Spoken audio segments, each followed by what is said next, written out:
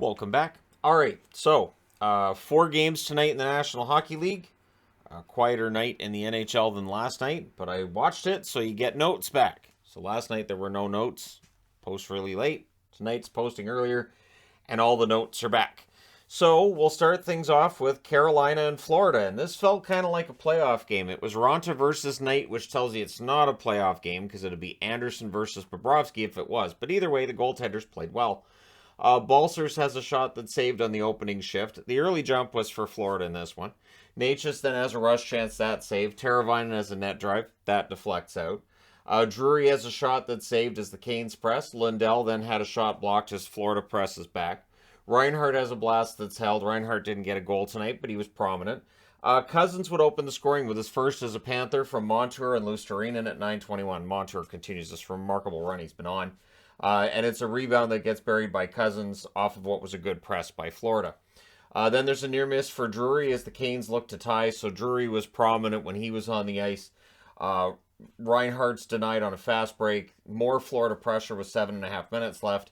Fast fired high as the Canes had a push opportunity. They were looking for the tie, but after one period, it's 1-0 Florida. Second period, early press leads to a power play for the Panthers. Forsling has a blast that's gloved and held. Then there's a post and a crossbar for Barkov. So close. Close for Barkov, but no cigar. That's killed off, just the 5 shots. Don't smoke, kids. The shots are 6-2 for the Panthers at 6 minutes. Panthers get a power play. It's killed off. No shots on goal allowed. The penalty kill for Carolina, very good to this point. The Canes press. Knight gets knocked down. Then there's another Canes press with 7.5 minutes left. Carolina had lots of opportunities tonight. That Knight had one of the best games I've seen him have, period. Really, honestly.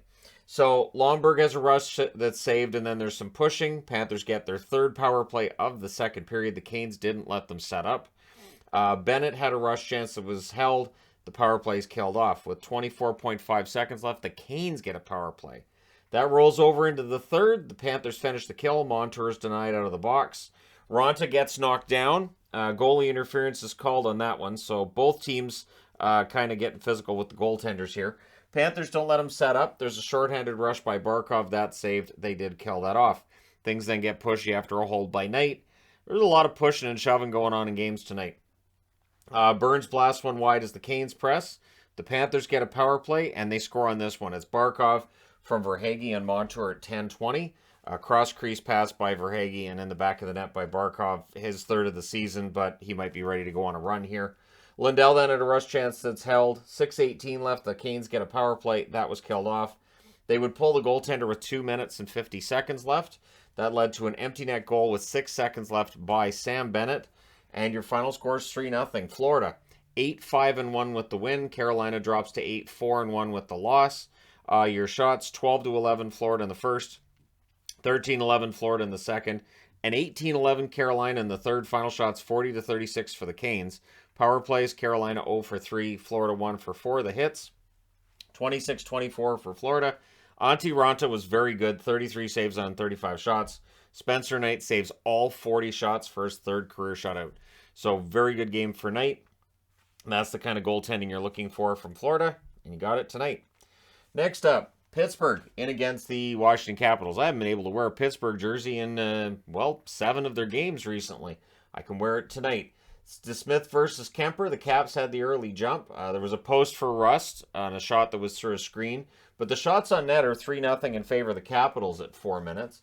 Strome has a tip shot. That's kicked aside. So he tips one and not going in. DeSmith was very good. Zucker has a shot that's blocked. The Caps clear it out. Crosby had a rush chance. That was saved. Heinen has a shot that's held on what was a 3-on-2 for the Penguins. Paling then had a net feed that was halved. And the shot there was a Paling at a net feed that was held. So it wasn't necessarily a shot, but it's covered before it becomes a shot by somebody else. Shots even up in the second half of the period as Pittsburgh has some momentum here. Good back and forth with 5 minutes left. Alexiev had a shot that deflected wide. Heinen is then denied from the slot with 1:08 left. The Pens get a power play. Gensel was denied in that final minute and 8 seconds. And Malkin had a shot that was blocked. So it's scoreless after one. Second period. After the kill, the Caps then get a power play. But it was an aggressive penalty kill by the Penguins. Mantha was denied as it ends, and the Caps had some pressure after. Irwin broke up a 2-on-1 shortly thereafter. The shots are 5-2 in favor of the Caps at 7 minutes.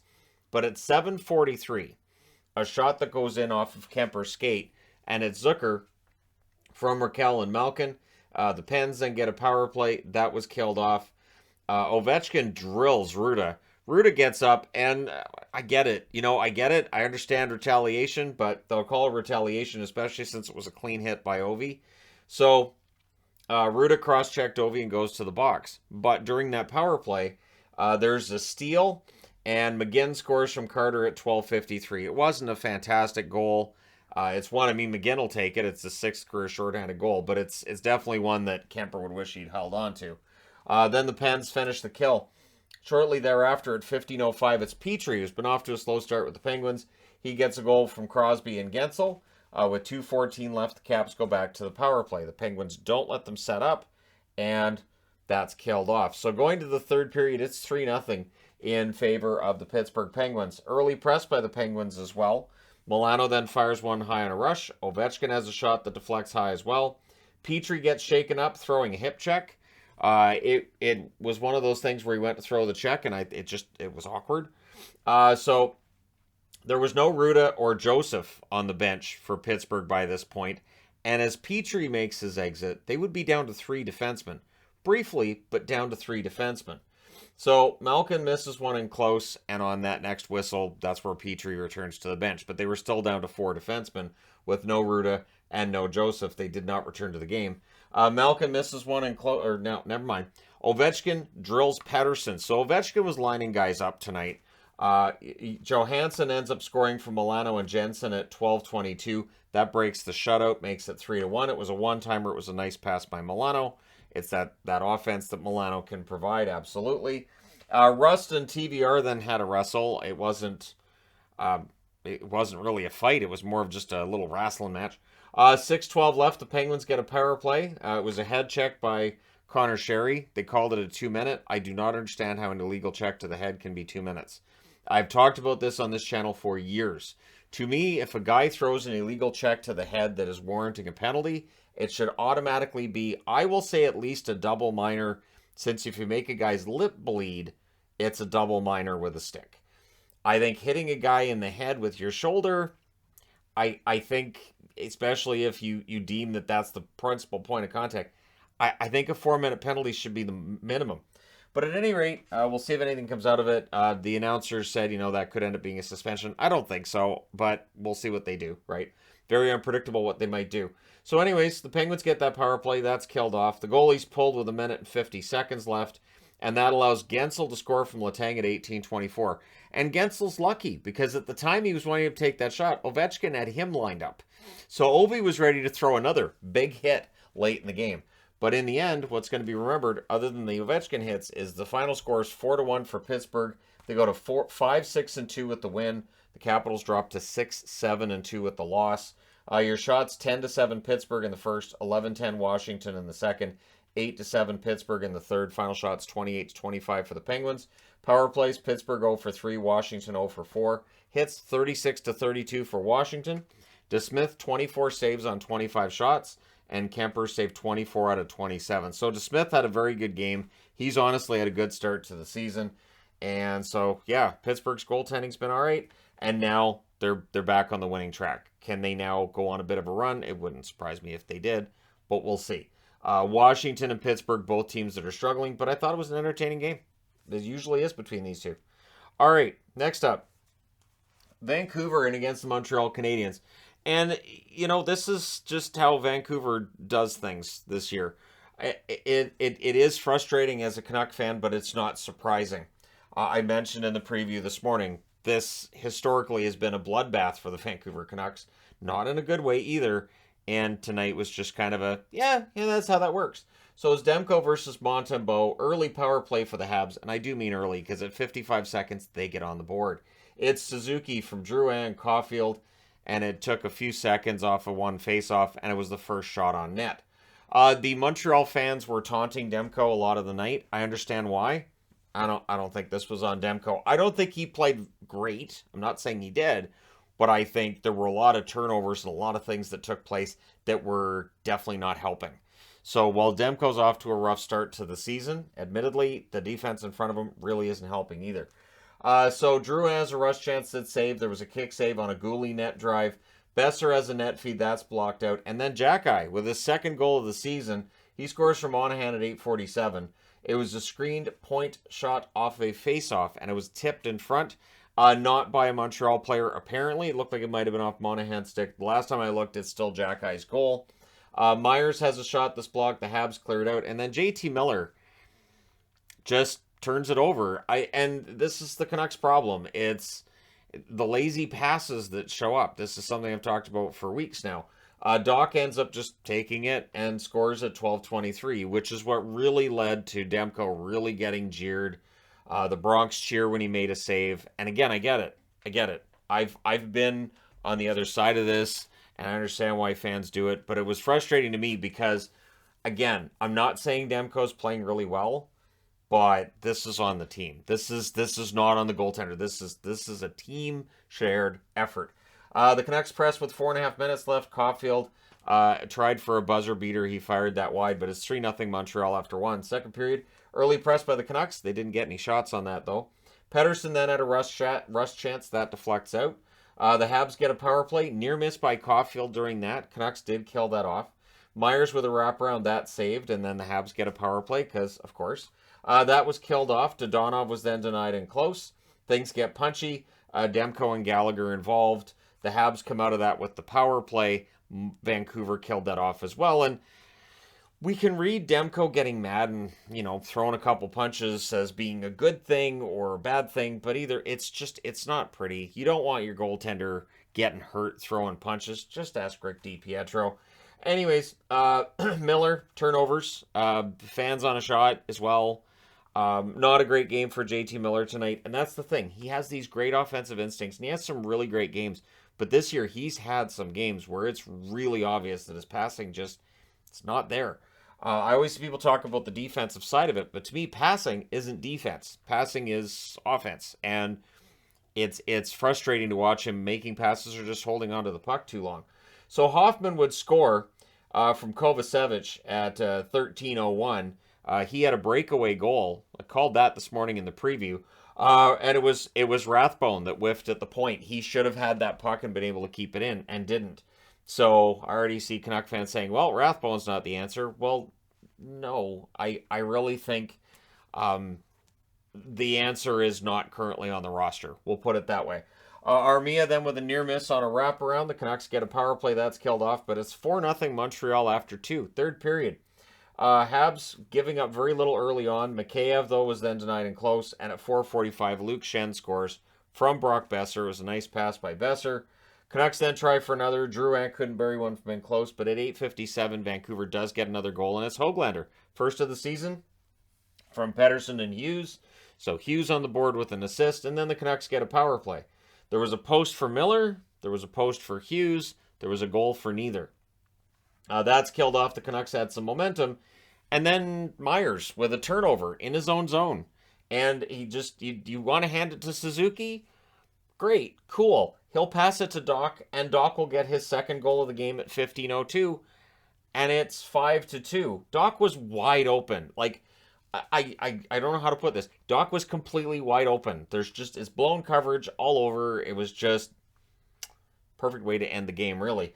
So that was at 15:02, but after that, there's some pushing and shoving and stuff. But in the end, your final score is 5-2 for Montreal. They go to 7-6-1. They continue this unexpected run where they're really a respectable team, and I hope they keep it up. I have always said, you can go back years and videos and find it, the NHL is always more interesting when Montreal is competitive, when they're a good team. On the Vancouver side, they're 4-7-3, and they can't afford nights like this. I know they played last night. I know it's the second half of a back-to-back, but the schedule can be brutal. Your shots in this one, 12-7 Montreal in the first, 12-11 Montreal in the second, 15-5 Vancouver in the third. Two things happened in the third. Vancouver kind of woke up, and Montreal did let their foot off the gas. Final shots, 33-29 Vancouver. Power plays, Vancouver 0-2. Montreal 1-4, which means Vancouver killed 75% of the power plays, so their penalty kill number goes up. The hit, 16-9 Vancouver. Demko saves 24-29. Montembeault, very good game, overshadowed by everything else I've talked about. Montembeault saves 31 out of 33. All right, last game of the night, Minnesota in against Anaheim. Minnesota has not lost against Anaheim in 10 straight games coming into this. The only streak in the NHL which surpasses that is Boston having beaten Arizona 19 straight times. Boston probably wishes they were in the same division. That would be great for Boston. So it's Gustafsson versus Gibson, and Gustafsson hadn't won a game yet this year, and his numbers had been kind of subpar. Early jump for the Ducks. Dewar then fires one wide on a rush. The Wild would press at 3 minutes. Eriksson Ek was denied in close. The Ducks get a power play. The Wild did kill that off. Vetrano has a rush chance that's held. The shots are 11-8 for Minnesota with 8 minutes left. The Ducks have a 2-on-1. That fizzles out. Zuccarello misses one wide as the Wild were pressuring later on. Things get pushy after a hold by Gibson late, and it got ridiculous in this game. It just did. The emotions just keep ramping up in this one. I didn't see that coming. I didn't look at this and start and go, boy, Minnesota and the Wild, this could be really, or Minnesota and the Ducks, this could be really punchy. I had no idea. The Wild came out of all that with a power play at 19:22, so that rolls over into the second period. And then the Wild had 3 seconds of a 5-on-3, so some penalty troubles for the Ducks. Duck fans were sure to tell the referee that he sucks, because that's what you do. Eriksson Ek couldn't bury one. There was a near miss for Zuccarello as that all the power plays did come to an end, so the Ducks did kill it off. The Ducks pressed right after as well. Then Zegras scores. I would say the lacrosse goal scored by Zegras tonight was the best one he's ever scored. I think it was absolutely perfect. It was the best. And so Dean Evison challenges for offside. And I've seen a lot of, this is why we need to get rid of offside challenges. Right. So we'll get rid of offside challenges, and then in the playoffs, we'll have an offside goal that eliminates a team from the playoffs and the Aristocrats. So, yeah, no, that's not going to happen, but I understand the frustration because personally I was like, they're going to take that off the board? That's such a pretty goal, and his celebration was great. They're going to take it off the board. But it was offside. So it's just, and I understand but it's just, it was so close and those should count. I get it, but it's a slippery slope because then the NHL either has offside challenges or they don't. And so, yeah, I understand the frustration though. So that didn't count because we can't have nice things. Dewar and Beaulieu celebrated by having a fight, which might have dinged up Beaulieu because he ended up leaving the game. Shattenkirk left this game too, so the Ducks were down to 4 defensemen as well. Defensemen are dropping a lot, so maybe Mike Riley doesn't clear waivers for Boston tomorrow. Maybe Zaitsev gets picked up. Wouldn't that be crazy? Anyways, and it would be crazy because I don't think he does get picked up, but we'll see. So Kulikov fires one wide then as the Ducks press. Comtois is a net feed, near miss on that. The Ducks get a power play. That's killed off. Things get punchy after Jones was after Kaprizov, and at this point, it's just everybody's...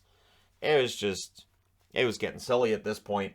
The Ducks came out of all that with the power play. Terry has a net drive that's held. That's killed off. And then the Ducks open the scoring, and it's Regenda with his first ever NHL goal from Vetrano and Kulikov at 13:24. But the Wild then get a power play, and they score on it.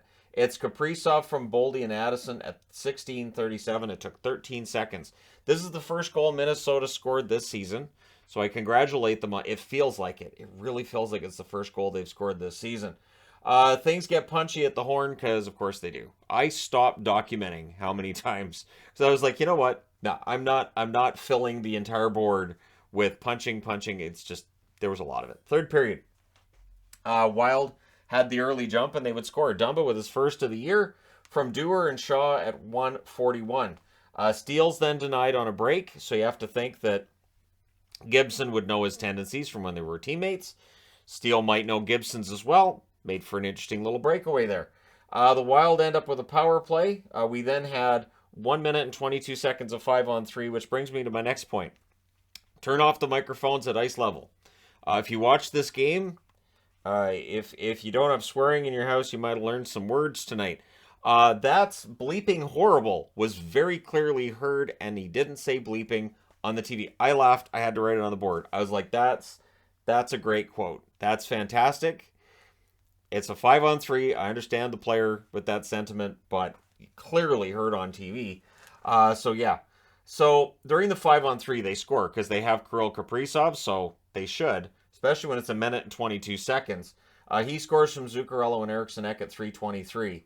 Then there's a delay game call after the 5-on-4 is killed off that puts the Wild right back on the power play. So really frustrating for the Ducks at this point, but delay a game, you have to call those, right? So there's a shorthanded rush for Vetrano that was saved. Near miss for Jones on a bobble by Gustafsson where he just kind of almost loses the puck and manages to make sure the puck doesn't go in the net. But Cramarosa scores from Jost at 11:42. Gibson was behind the net, made a pass, and it ended up getting away from the player he makes the pass to, and Gibson wasn't able to get set in time. So Cramarosa scores his first goal in the NHL since 2017. The last goal he scored in the NHL, and this was from ESPN that said this, was when he was a member of the Anaheim Ducks, and it was against the Minnesota Wild. So it kind of writes itself, right? So that happened, makes it 4-0, or 4-1, I should say. It felt like 4-0. Things get punchy as a penalty's being called. It becomes a 4-on-4. There's more and more punching later on for whatever reason. I assume that somewhere they're in a tunnel still punching each other. That's my assumption. These two teams, they went, they showered, they got changed, met in the hallway, and just started punching each other again. That's my guess. And then they all autographed pucks for each other and they part ways. Your final score is 4-1 in favor of the Minnesota Wild. You guys want to see that now, don't you? It's going to be in a Shoresy episode at some point. So the Minnesota Wild are 6-6-1 with the win. For the Ducks, it's another frustrating loss. 4-9-1. You could just feel the frustration for the Ducks that this season's got away from them. Your shots are 15-12 Minnesota in the first, 13-8 Anaheim in the second, 16-7 Minnesota in the third as they really took over, and those power plays didn't help the Ducks any. Final shots are 39-32 Minnesota. Power plays, Minnesota 2 for 6, Anaheim 0 for 4. Hits were 18-16 Anaheim. Gustafsson saves 32 out of 33. I think it's obvious it's his best game as a Minnesota goaltender. And Gibson saved 35 out of 39. Not putting it on Gibson, it's the team in front of him. Just, it wasn't there tonight, and they took away that really nice goal for Zegras. So we can't have nice things because Creed Bratton is the coach behind the Minnesota bench. And Creed Bratton doesn't care about you having nice things. Nope. He wants to make sure that he can eat his beans out of a paper towel and get his Creed thoughts out there and make sure that Zegras doesn't get his goals. There you go. Let me know your thoughts in the comment section below as always. Don't forget to hit like and subscribe if you're browsing your way through, you just happened upon this video. Thank you guys so much for watching, for all your support. I will talk to you again soon.